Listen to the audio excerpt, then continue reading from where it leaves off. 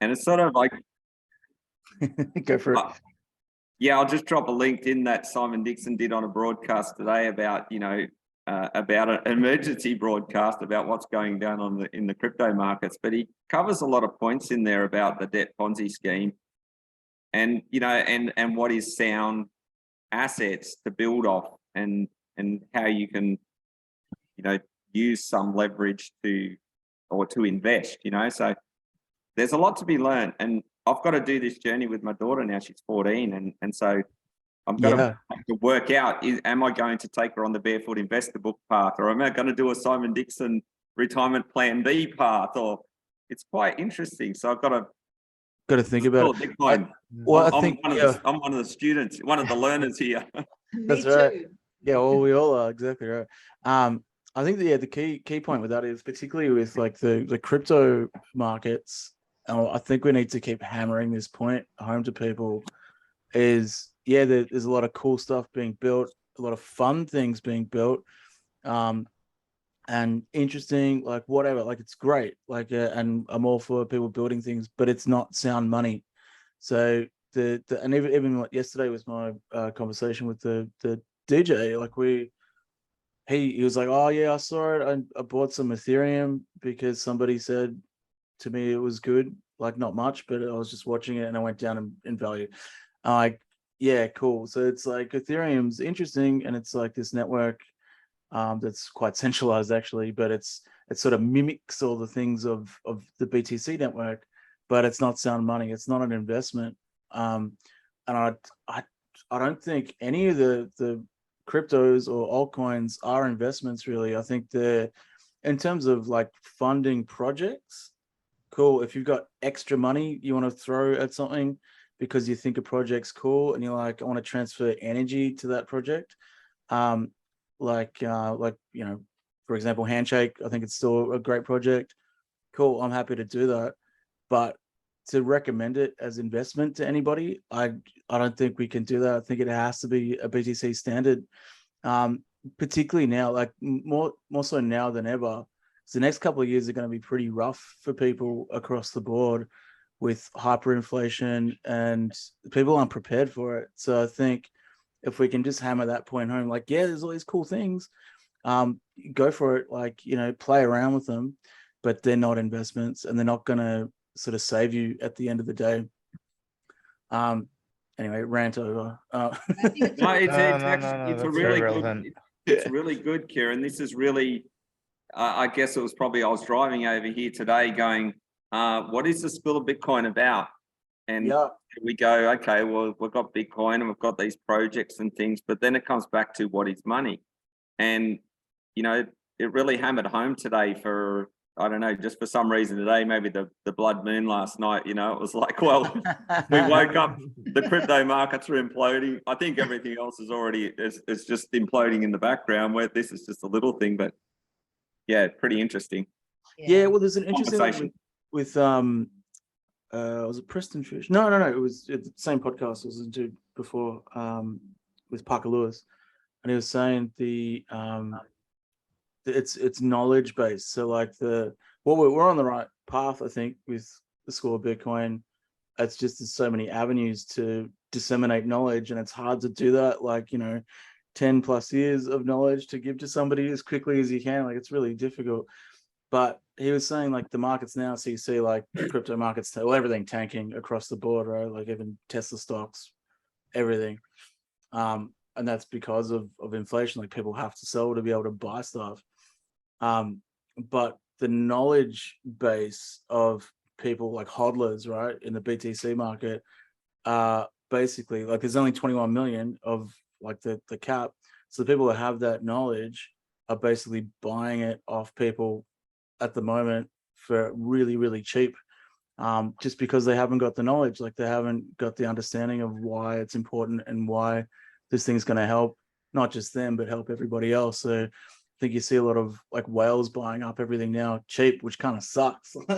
Yeah, it does, but at the same time, it's a lesson in learning as well, I think, for the people who do sell harsh lesson. Yeah. That's right. And if we really get back to what is the School of Bitcoin all about, well, it's not designed to give investment advice.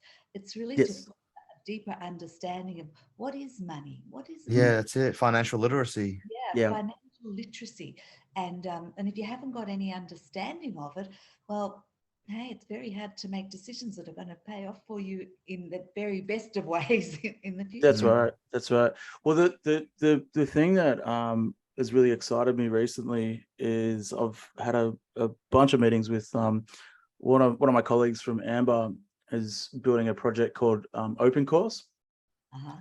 And I was running a lecture through this, and I think this is probably the way we go with the School of Bitcoin for the future. So like, you know how we were looking at the marketplace of ideas and sort of ranking them and all that sort of thing. With OpenSea, with opencourse, sorry, not OpenSea, not the Yeah, we'll stay not away the from them. stay away from the opencourse. That's closed C, actually, not open C. Yeah, with the opencourse, it's essentially a like Spotify for education. So the idea is all four of us could create our own curated learning journeys through them that are rated, and potentially even with like lightning tipping like baked into it. But essentially we can build our own learning journeys for other people to follow, specifically with their hardware. So like for say Electra, she can have all her accounting stuff put in there, and she can update it as she goes, and other people can follow that learning journey. So it's all these MOOCs aggregated together, and it's like what lesson plans, what MOOCs, what's important to what I think you should learn, and this is a course, and other people can rate it. So I could do one on, say, security.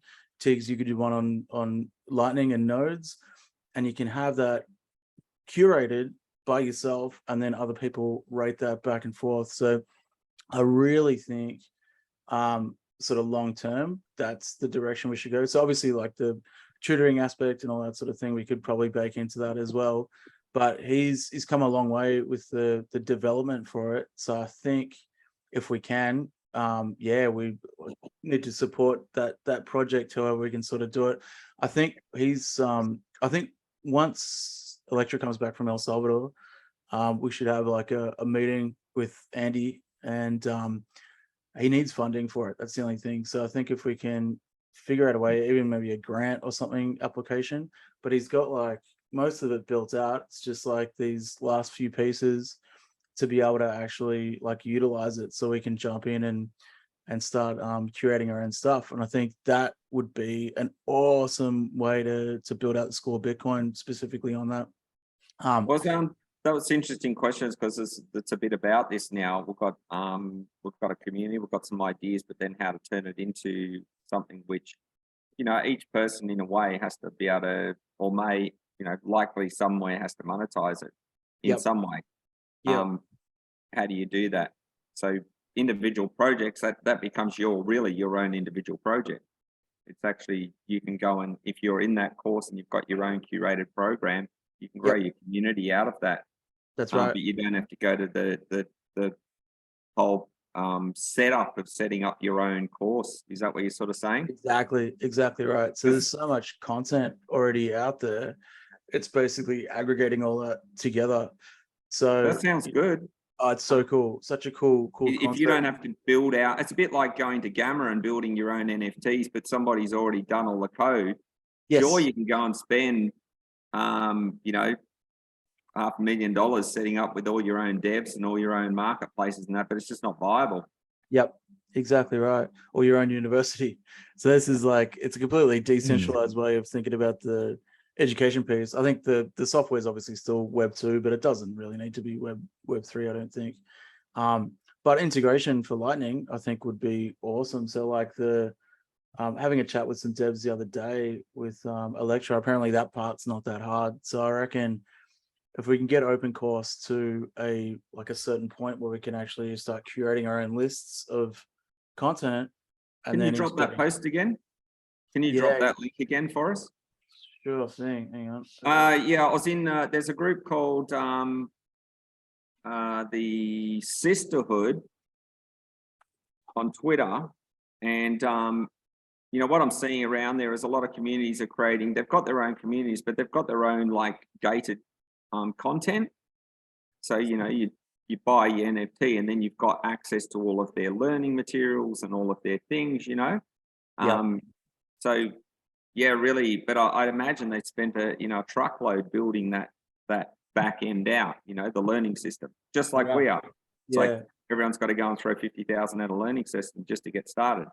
Yeah, exactly right. And yeah, like that, and that's the thing, like with the learning management systems, like they're quite expensive to purchase or build or whatever you want to do. Like Canvas is probably one of the best learning tools out there, like for building courses. But in terms of the way people learning management systems don't really achieve what they're set out to do, right? Like it's not how people learn. I think Matt Riddle. I like that comment because I don't really like going and using them. Nobody does. Nobody does. Moodle's horrible. They're all. I enroll in them all, and I don't even start. Yeah, it's crazy. It's great because it's not the way people learn. I think Matt Riddle, my co-founder from Rocket Shoes, he used to use the term learning relationship systems rather than learning management systems. So connecting people to learning and learners rather than here's a bunch of stuff you have to do. Like nobody likes to learn like that. It's silly. Yeah, you learn more going onto a Twitter space or a LinkedIn space or a podcast like this, you know, or a podcast than you do in doing a whole course. Exactly. But then if you want to narrow it down and go, okay, I want the expertise, well, you've got to get in work. Well, then that's like a workshop that you're doing. Okay, I'm going to achieve this outcome. That's how I'm sort of learning in this space. Precisely. So that's what opencourse, as far as my understanding, that's the way it works. So I'll show it. Interactivity is really important. Otherwise, when you're just going on your own way, you're very limited in what you can do. It's when you can bounce your ideas or share ideas with others or hear their ideas and discuss them openly. That's when the real learning happens. That's right. This could be cool. Is it somewhat an open source type, decentralized type project? What's the go with it? Nah, it's not. It's not, unfortunately. That's the one thing. So that's what I was saying. We could probably apply to Stacks for a grant to sort of finish it off. But I think Andy would be open to doing something like that. It's just kind of where he's at with it now. He's sunk a lot of his own money into it, and it's kind of at a point where it's like nearly finished. It's just it needs devs and kind of funds to finish it off. Yeah, to get the community on board, particularly the Web3 community. I mean, a lot aren't concerned about being like, well, it's not about, I don't know about being open source necessarily, but being, not corruptible. Well, I mean, for Stacks grants, it has to be open source. That's correct. So that's the one thing. Yeah, that'd be cool.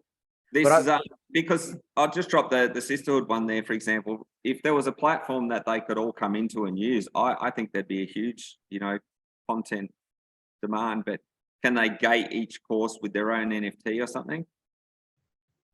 Well, that was the guys we were talking to the other day, talking about that. But no, so with opencourse, it's literally not creating stuff, and it's not. There's no sort of gatekeeper. So the idea is you're importing learning tools from all over the internet. So like, for example, for me, say like I'll pull in stuff from GitHub, pull in stuff from like all the learning materials for Lightning Network that I've come across. I've got like a treasure trove that we've kind of like tried to put into a resources on Gitbook, but it's kind of hard to follow. Whereas there's so many tools out there that people can like learn from. There's a bunch of courses on Udemy and like these open courses as well that you can pull in, create a list, people rate that list, and then give you feedback on it, and you can edit that as you go, and people can up rank it. So if you're the expert for whatever field it is, so say take accounting for example, so Accountants on Chain would have like their own curated list. So Electra would have her own curated list on here, and then they can potentially fund that fund her specifically through this platform, sort of doing that. So I think the Web3 part would be the funding aspect. That's how I sort of envision it anyway. And then for School of Bitcoin, we could have all of us doing our individual things for financial literacy. Because there's so many different aspects that we can sort of build out, and then you as the educator get funded through that sort of thing. So pretty cool concept. And I think it's so far. I haven't got access to the back end beta to show you, but he was running me through it. It's pretty Sounds cool. good. Well, Kieran, I was just thinking this week about Stacks and going forward, like in our Stacks community, taking a lead out of the Nigerian Stacks community, to have some projects that would qualify for some funding from Stacks. Moving into in the Stacks Australia Discord is actually having our projects. So if, we've got the School of Bitcoin in there so that we can attract, I guess it's only the Stacks part of the School of Bitcoin. Yep. But to develop that around there, because obviously there's other things, Lightning Network and different things like that. Well, 100%. Sorry to cut you off, Gordon, but yeah, going to opencourse, that's exactly what we could do. So we can have Stacks. So like all the Stacks learning materials that we have, like we can have Gordon's expertise of like what Stacks is and what it, like all these tools that you can have and pushed out. So yeah, I think that's if we can do that, and like in my thinking, if we could open source even a portion of that would be worth funding, I think, through Stacks as well. So like a curation tool. But so let's work out. I think bring School of Bitcoin in as a project. So in our Discord, have some projects that we're working on, because we've got to get some projects going in Australia. And so there'd be School of Bitcoin. It may just be that if it's open source, then seeing if he wants to, if Stacks will apply, and then if he's in the community there, then it can start to get contributions, start to get usage, start to get, and because to get your grants, I think you have to build a bit of a roadmap. You have to build relationships. You have to get people on board that you're doing something good for Stacks. Yes. Before they'll fund. Yeah, absolutely. Well, and that was the learning management system concept as well, which I mean, we met with the guys from what was the group developers the other day, and I'll tell you. Oh, yep, the one with Electrum. Yeah, pretty cool. So they're building it's basically a Web2 LMS that's they can whitelist for us. He said potentially they could fork it and open source that. So we have like an open source LMS that we could where am I? Just having a look at was it James? Yeah, it was one of my questions about what that LMS would look like, because if it just becomes another one of the, a course there and not many people use, and you're competing against Coursera and a bunch of others. What's that one? Code Academy and all those. Yeah. Well, that's right. That's my thing as well. So we're building something else that's like it's just another system that people don't necessarily want to sign up to, and even if it has like a Web3 login or NFT login, I don't think people are going to care enough to move off like the other systems. Whereas opencourse is like ingesting all of them into curated lists and making it palatable for people to navigate through. So I think that's kind of the way forward. But it comes back to like the open source the aspect of it. So important. Some online courses that I've really seen the value of is some developed by Project Zero, and they're usually about a 13-week course. You do pay for it, but I think it's very good value. I think because it's what the participants don't participate as individuals. It's usually a small group of teachers from a school. And in a course, there can be maybe 8 or 10 different schools from different countries, all doing the same course together.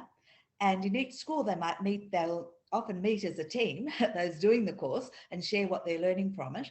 And in each session, there's usually a session, a lesson every fortnight, something like that. And there's some reading material in it. There's some exercises, activities to do. And there's constant And I was very honored that I was an instructor and a coach for some of the courses. And the interaction you have with the participants and that the participants have with each other as they share what they're doing in their own school or in their own classroom is really a rich learning experience. Is that Project Zero from Harvard? Is that Yes, the one? Yeah. Yeah, interesting. And really very worthwhile. I think they've been very worthwhile courses. And I'm sure, look, they've evolved with COVID and everything. Yeah. See, but this is the type of that's thing with for so many people. this is the type of thing with open course that we could probably, like, you could curate some really cool stuff, I reckon, Karen. And it doesn't have to be like official courses from universities or anything. It can be just learning materials as well as MOOCs, as well as a program like this. Like it's open to everything basically. Hence the word. With questions and activities about understanding, well, what is financial system? Why should I learn it? And just really opening up the discussion about why is it important? Why does it matter to me? Or should it matter to me? Yeah. That's really the basis of embarking on something like this, unless you've been directed to beforehand, or there are so many questions about it. Isn't that something your parents do for you, or you whatever? Yeah. And it's really getting people to understand that it's actually their responsibility too. That's right. And from a very young age, children talk about, but that's not fair. And getting an understanding from a young age that we all have to take responsibility for some things, whether it's our own toys or our own. And I know with children's rights, some of the discussions children have had about respect, showing respect is when you borrow someone else's toy, you give it back in just as good a condition as when you got borrowed it. And just concepts like that are a really good lead in to think. Okay. Speaking of that, Karen, when I came back from my trip up north, there was a package waiting at the front door, a mysterious box. I'm like, oh, what is this? So it's a birthday present. Open it up, and it's a new Nike hoodie. I'm like, oh, this is really nice. Like, who bought this? Open up the card, and it's from Maheen and Soraya. I'm like, oh my god, that's so nice. It's one of the students from Marana Park. And emailed them. I was like, oh my god, thank you so much. It's amazing. Like, you made my day, sort of thing. Maheen bought it herself with her first paycheck from her first website that she built. She's like, that's awesome. I was like, that, yeah, it made my day even more. It was amazing. That's fabulous. Yeah. Good on her. Good on her. So cool. And that's the joy of learning with purpose. That's right. Exactly right. So yeah, we'll have to make time to catch up with them, Karen and Ray. Oh, I spoke to Ray as well. He's doing well. Yeah, had a good chat with him when I was up there. So it was nice. Just switch gears a little bit, guys. So I've got a let me just share this screen. So I've got on what day is it? On Thursday, an assessment for my course. So I'm going through. Just wanted to run through this with you and see if it makes sense. So I had to pick a unit of competency. So this is for my TAE teaching cert. So for mine, I've picked implement secure encryption technologies specifically, so we can look at asymmetric encryption. And I think basically what I want to do is I have to run it on Thursday, and then again next week with a class in Frankston. So I just wanted to make sure this makes sense to you guys, and then it should be sort of good. Oh, yeah, we got to go through this sort of stuff. So your student services and all that sort of thing. So what I'm getting everyone to do, actually, if you guys can do this on your computers now, if you can be bothered, but if not, don't worry about it. Or even if you got your phone with you, you can scan that QR code. I've put up on my website just all the tools that we need for the date. So I thought I'd make it sort of easy for everyone to just get into what they need and sort of what's there. So I'm going to go, all right, everyone, so use your learning tools. You can scan that or jump on a computer and type that in. So I'll give you guys a second to do that if you can be bothered. If not, don't worry. Yeah, I'm looking at it now, mate. Looks good. Cool. Learner survey. So we've got 3 key concepts for the day. Pardon the pun. So at the end of this session, you'll hopefully know what a private key is, what a public key is, and what a transaction hash is. And there's 3 similar but different looking numbers and letters there. So they're we'll get into what they are. So actually, trying to share. I don't think I shared audio. 1 second. Share. Share some. All right. So I found this video. It's quite good, and it runs through asymmetric encryption. Encryption is the process of taking a message Can you guys hear that? Okay.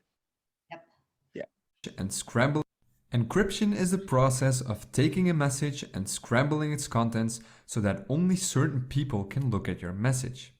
There are 2 types of encryption: symmetric and asymmetric encryption.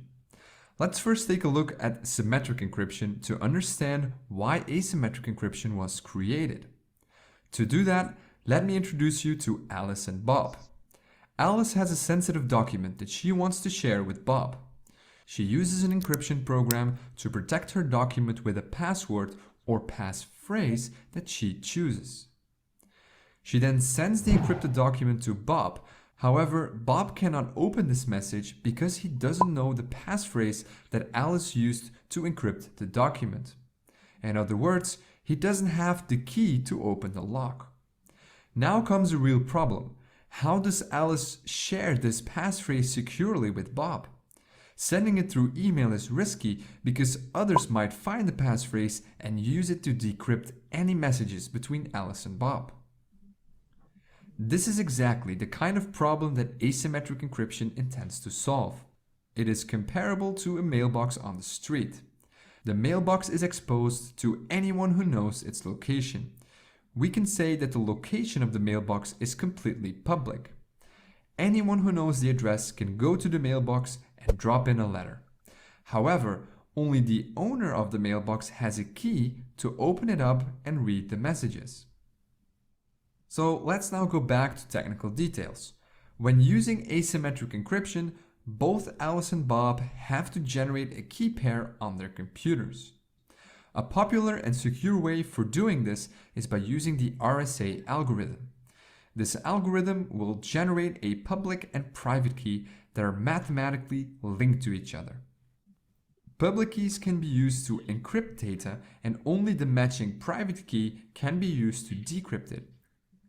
Even though the keys are linked together, they cannot be derived from each other. In other words, if you know someone's public key, you cannot derive his private key. If we retake our mailbox example, then the mailbox's address would be the public key, something that everyone is allowed to know. The owner of the mailbox is the only one who has the private key, and that is needed to open up the mailbox. Let's now take a look at how Alice and Bob can use asymmetric encryption to communicate securely with each other. They start by exchanging their public keys. Bob gives his public key to Alice, and Alice gives her public key to Bob. Now Alice can send her sensitive document again. She takes the document and encrypts it with Bob's public key. She then sends the file to Bob, who uses his private key to unlock the document and read it. Because they use asymmetric encryption, only Bob is able to decrypt the message. Not even Alice can decrypt it because she doesn't have Bob's private key. The strength and security of the asymmetric encryption now relies on Alice and Bob to keep their private keys well protected. If an attacker steals Alice's private key, it can be used to decrypt all messages that are intended for Alice. However, the attacker cannot decrypt messages that were sent by Alice because that requires Bob's private key. Asymmetric encryption is used in a lot of places where security really matters. You might not be aware of it, but every time you visit a secure website via HTTPS, you're actually using asymmetric encryption.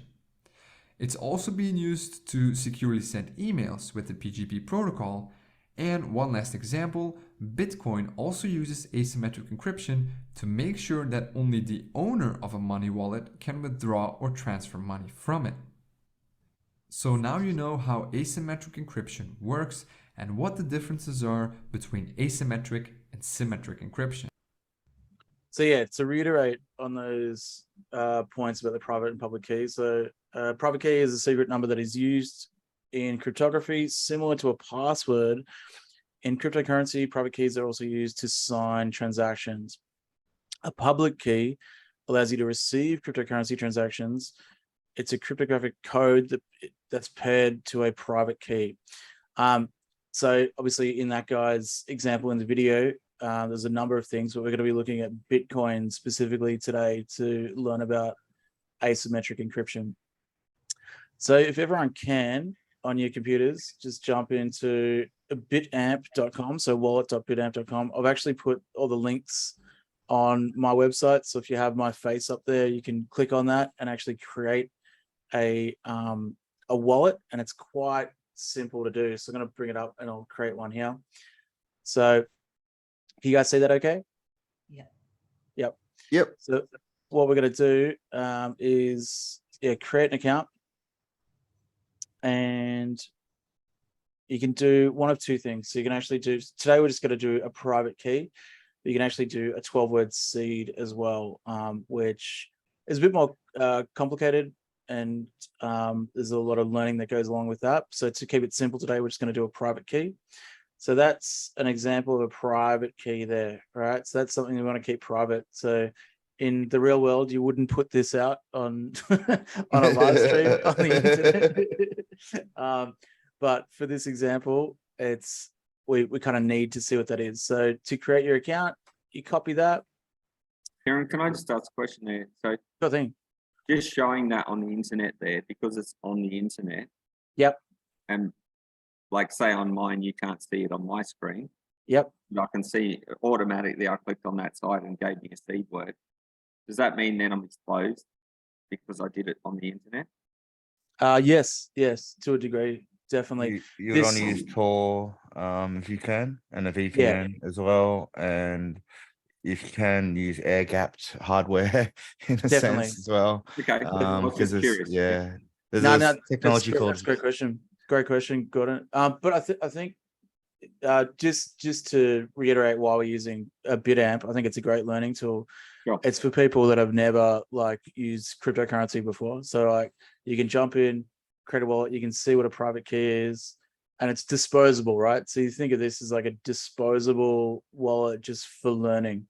Okay, It is open source though, so that's a really cool thing. So if you did have a really secure internet connection, it's a great tool for learning, and they're looking at implementing Lightning as well, like as part of it. So yeah, super cool.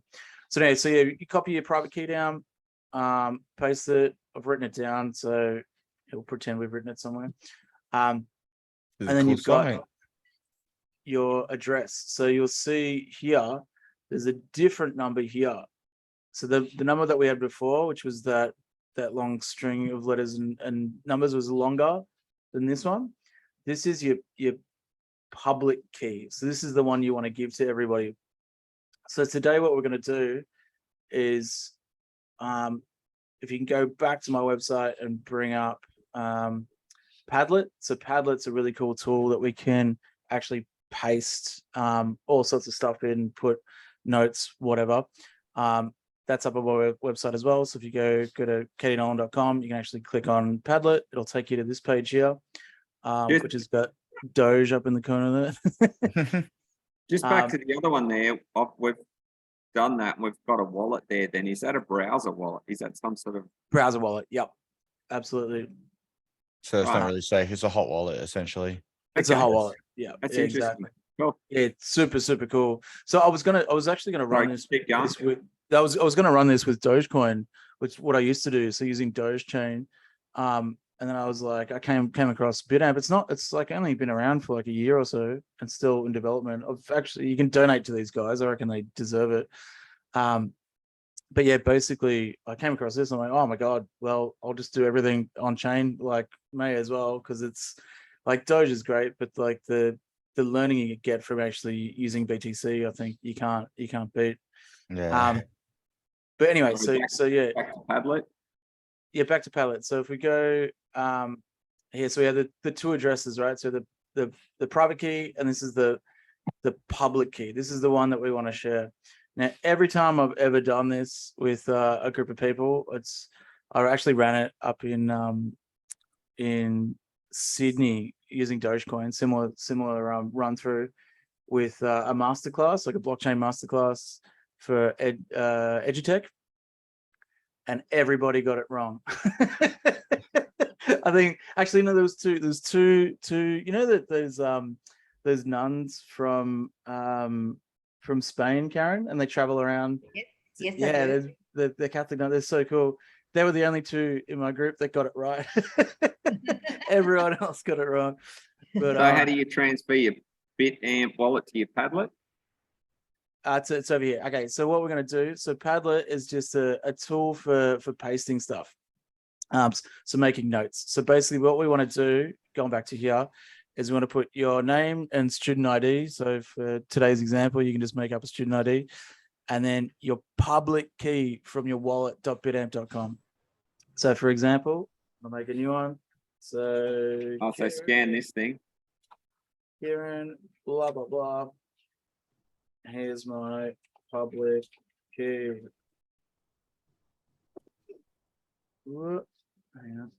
My face is in the way. Hang on. Oh, And then publish. So this is what I've done earlier, and I've actually got a transaction hash related to that as well, which we're going to get into. But yeah, so if everyone can just paste do a new post. So bottom left-hand corner, you click on post, put your name, and then your public address. And I'll see it in real time here if you guys want to do it. Is this in bitamp? In Padlet. There you Oh, go. you got to download Padlet. no, it's just a website. Yeah, You just website. click on the plus in the bottom right, Gordon, on the Padlet website, and you can just add stuff, kind of like a big, I don't know, I guess like a message board. Yeah, message board. That's a good way to describe it. And I'll put it in the chat if you need to jump into that. A plus on the bottom right. Yeah, it should be like a little. If you look on my screen, it's got like a little Oh, sure. Sorry. thing down there. Okay, sure. Did you give it a crack, Karen?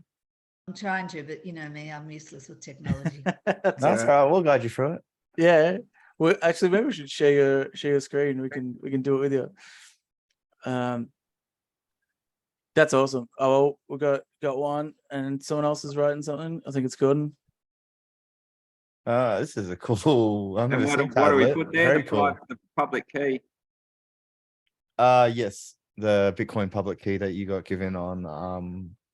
Now, what everybody does is they all post their private keys. Oh no! It's amazing. A big board of private keys. Yeah. Awesome. No, Gordon did the right one as well. Awesome. So then what we can do with them is I can actually send you guys BTC through that. Now, because this is on chain, it takes up to 10 minutes or whatever, and I've only got like 15 minutes to actually run the class, I think, on Thursday. So I won't do that because it was basically going to go through transaction hashes as well. But no wonder you want lightning happening with it, mate. So this is cool. So you can this is a cool little board which you can, if you're trying to collect a heap of private public addresses. Bingo. So when you're doing a this is very cool. I love this. So when you're doing an NFT and you want to do an airdrop, you got to get everyone to drop their address. That's brilliant. Yes. So you can put it in the spreadsheet. We were shifting around between a Google Doc and here, there, and everyone posting it into Zoom links. This is awesome. Padlet all the way. Yeah, it's awesome. Okay. So did you open a Padlet account there?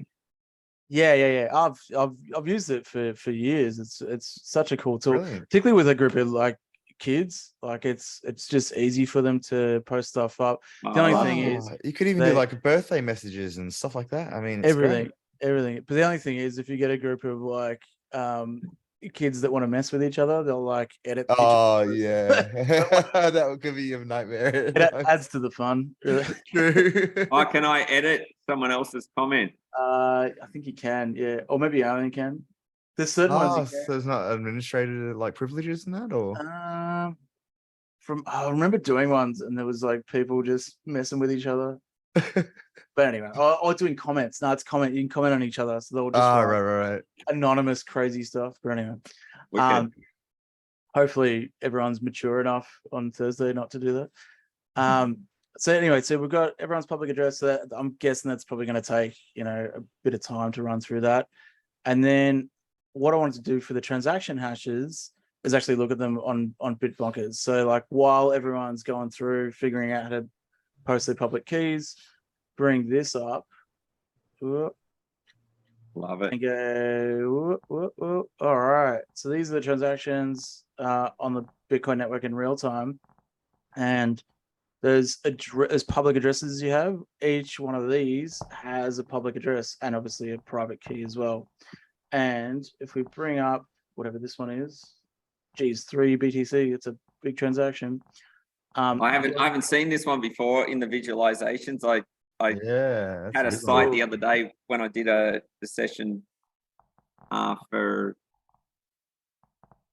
the Bundy camp, some visualization, but this one's super cool. It's cool. It's really cool. And it's got, the only annoying thing is like stuff falls off the edge, but I guess whatevs. Oh, look at that one. Whoa, 164 BTC, Jesus. So if you look at the top there, we've got this thing called a transaction hash. So if you remember back to the start, there's 3 points I wanted to make clear: private key, public key, transaction hash. This is the transaction hash between two. Whoa, look at that one. Whoa, fit photo. Whoa, 1,000 BTC. That's crazy. So yeah, this is the transaction hash between two public keys, right? So remember when Alice and Bob were doing the messages between each other? Right. This is the encrypted message between them, and they're decrypting it on each end with their private keys that you guys have all kept private, hopefully. We'll see in a second when we go back to here. Yay, everyone did it right. Cool. I'm guessing on Thursday there'll be people just putting their public keys in, but all good. Do you want me So, to share my screen, mate? I've got another visualizer actually that I'm not sure if you've seen. Oh, sure. Yeah. I'll just do it quick. Where is it? Check it in the chat. Is it? I think you can see it. Dump it in the chat and I'll bring it up. Oh, sure. It's called I'm running it off the node actually, but it's called Bitfeed. Yeah, Bitfeed's cool. I'm sure that's where There was a really cool one in VR that you could bring up. It was called Bitcoin VR. It's used with YouTube. Oh yes, I have seen that actually. It was amazing. So you could bring up I think the project might be dead, but you could bring up like this world that was built for the Bitcoin network, and with the HTC Vive, kids could pluck out, or anyone could pluck out transactions like out of the sky and then analyze them. It was amazing. Yeah, that's right. I do remember So that. cool. I've pasted the link by the way to Bitfeed so everyone can see that in Awesome. live. Oh, I have seen this. Yeah, this is pretty cool. But it shows you the mempool, so it shows you the unconfirmed transactions that are still rotating around all the nodes around the world. Yeah, this is And nice. then the actual end result is what you see is the big block that's comprised of lots of little blocks as well. Yeah, perfect. Well, I think like for the group on Thursday though, like Oh this might yeah, be for sure. The complex. block hash, the transaction hash stuff that you've got is vital. Well, I think it's clear because you can have like Oh wow. that's crazy. So yeah, to reiterate, the transaction hash is the communication between Alice and Bob that we went through in the start of that video. So between their public keys. So going back to here, slideshow, too many windows. There's another app called blockstream.info. So it's another website you can go to, and you can actually put in a transaction hash or an address, so a public key, and see all the transactions that key's done in real time. So we might leave that for today and probably do that for homework and come back to it next week, because I think the transactions will take a little while. So yeah, to reiterate, there's 3 key concepts. Pardon the pun again. Private key, public key, transaction hash. And I think hopefully everyone's got the difference between the 3 today, and hopefully that was clear enough. But I think the main thing is to remember not to give out your private key to anybody. I've got a form there if you want to fill out for feedback, and yeah, for next week we'll look at transaction hashes. So in the interim, I'm going to send everyone some BTC throughout the week to that public address that you've sent me. Once that's come through, you can actually put that transaction hash into blockstream.info. So do that and post that on Padlet, and then take the transaction hash from someone else's transaction. So you can put in someone else's public key and post that under your name in Padlet as well. And that would be awesome. If you need any support, hit me up on Twitter, is probably the best place. And wow, there's a massive bee outside my window. Creepy. Kieran, that was awesome. That was awesome. It's pretty much that learning path. Every time I onboard someone, it's just that simple thing. Yeah. That encryption, understanding why it's so secure. It was a really good class that you did there. It was really simplified learning Thanks. about mate. what's behind the encryption, and that's why this is so good. Did that make sense to you, Karen? You're muted. You're on mute. Karen, your microphone's on mute. Sorry, Oh, there we go. Cool. Yeah, it does make sense. Thank you very much. Awesome. Hopefully, Kieran, hopefully just it wasn't too the complex. blockstream link. Can you just make that a link? Oh yeah. If you're On not my QR website. coding, the blockstream one, can you just make that a clickable link? Yeah. So if you go on my website, so at the very top, hang on, I'll bring it up again. So all the stuff that's on that slide deck that you showed us. Oh, slide deck. Yeah, sure. Just go to the blockstream.info one and make that a clickable link. Yeah. Because I was doing mine on the desktop. Good thinking. Thanks. Oh, wrong. Hang on. Wrong URL. I find it's easy when I post these courses afterwards. You know, if you've got the clickable links, people can work through them. Yeah, absolutely. Like when you PDF them, even if you do a deck after I've done a course, I send it out to them. Yeah. Why has it done that? I looked at actually PGP stuff a long time ago, Kieran, years and years ago, and taught myself like how it worked and all that. And your method was quite quicker. Was good? Yeah, it's good, mate. Was there anything I should change? Do you reckon? I think people just need to do a little bit of the hands-on thing, but the way you explained it with Bitcoin and using those websites, that was simple as cake. That was really good. Hopefully. I think it's awesome. It's like a 15-minute course and you had to do something and you actually learnt it. And I think it's an incredible way of learning. Yeah, definitely. Very digestible. Awesome. I've learned a lot from that to keep future courses. Thank you. Thanks for being guinea pigs, guys. That was good. Wicked. We should actually I might look at this Cleopatra stuff. But I pasted a link earlier as well on I think encryption methods and how just to automatically encrypt your email and such as well. PGP, yeah, because we pay for what Proton Mail, Tutor, all these other sites that encrypt our mail for us. Why don't we just do it ourselves if it's just we should do that. You're right. I think the reliance we have on these third parties for email, it's not good. I think true sovereignty can only be reached really once you have your own domain, your own IP address, your own, computer, your own server, and it's really just in your own control. Absolutely. Wasn't there a tool we could run on Citadel to run like an email server off that? I'm not sure if there's an email server. Or maybe not Citadel. I'm sure there was like a Raspberry Pi project, so you can run your own email server off a Raspberry Pi. that does sound definitely like something that would exist. It was some, yeah, we found it ages ago. Anyway, it's worth looking at. Hmm. Chat Cool guys. Well, workshop. we might leave it there because that's an hour there. But yeah, thanks heaps, and we'll catch up next week. Looking forward to hearing all about El Salvador as well. And actually, Karen, did you want to give us some info on your trip? Because it sounds like you had some pretty cool experiences. I did. I absolutely did. First of all, Gordon, yes, the link you've got for the Project Zero courses is the correct one. Go for it. The trip that I went on was the annual general meeting for the International Korczak Association, and the International Korczak Association is based on the work and life of Janusz Korczak, whose work was the basis for the Convention on the Rights of the Child. And it was in Warsaw. It was the 80th anniversary of Korczak's death. So, and he's saying he was born in Warsaw. It was in Warsaw this year.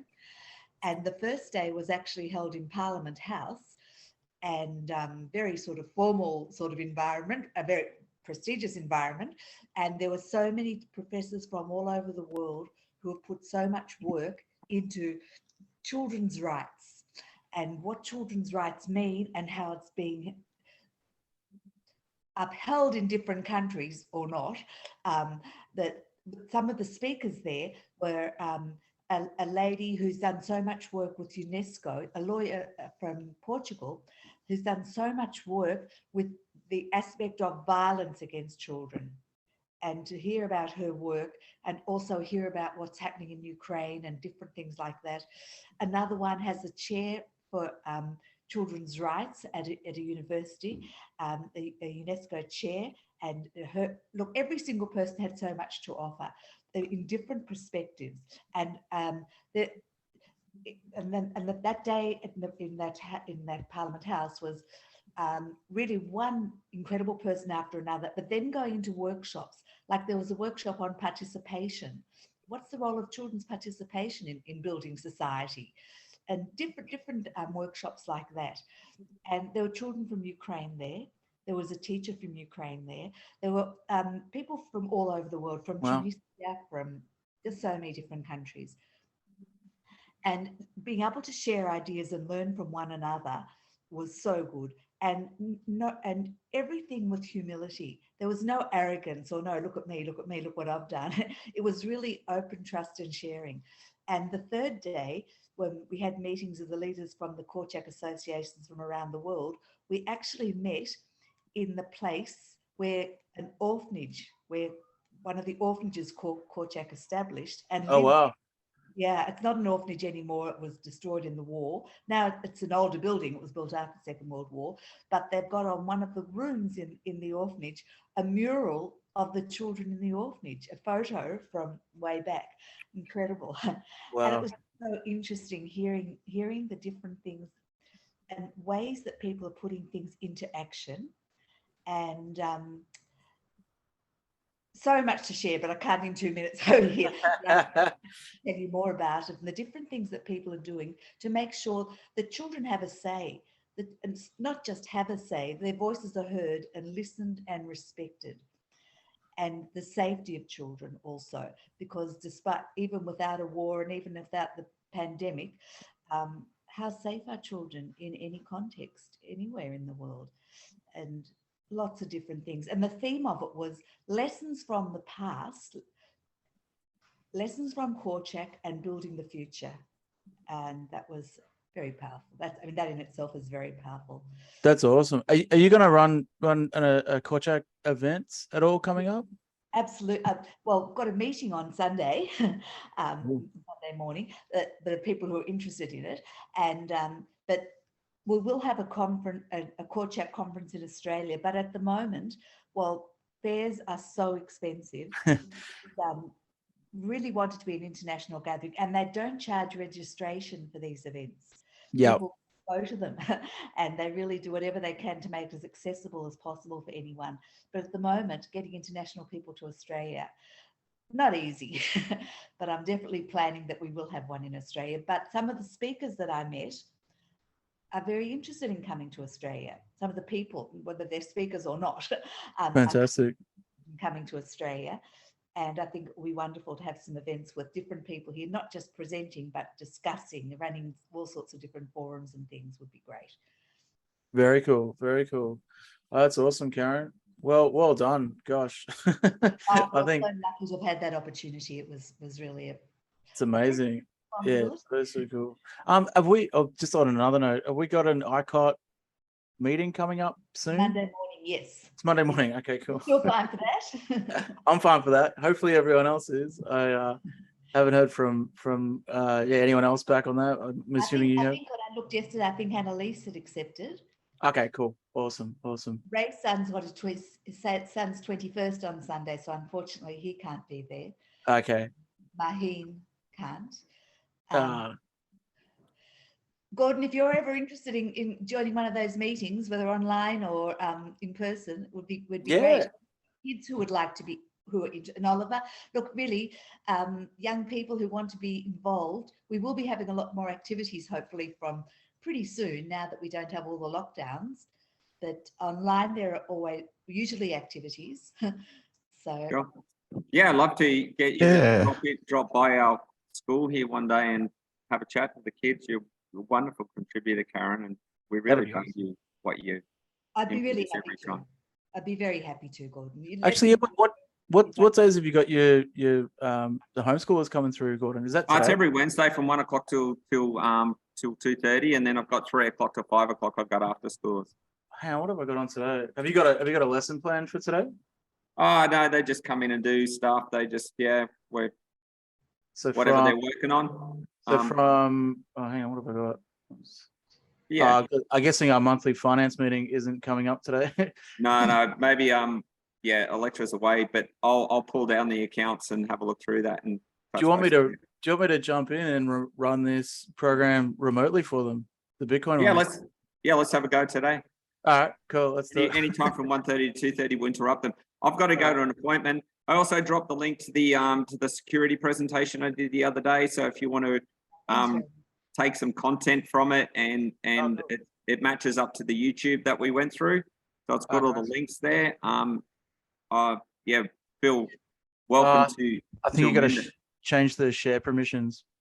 Yeah, I might send it over to you all on an email in a PDF so you can have a crack, and I'll talk about that share, how you can use your course and then modify it to build your own for what you need, you know? Oh, awesome. Yeah, hell yeah. All right, well, let's say 12 o'clock ish, or 12:30 maybe, my time. Is that right? Oh yeah, probably 12:30ish. You know, I get between 1 and 10 rocking. You never know who's coming. Okay, cool. All Awesome. right, that'd be awesome. Awesome. All right. Thanks everyone. Guys. Great to see you all. Great to see See you you. there. See everyone. What you're doing. Great to see you all. Bye. Bye.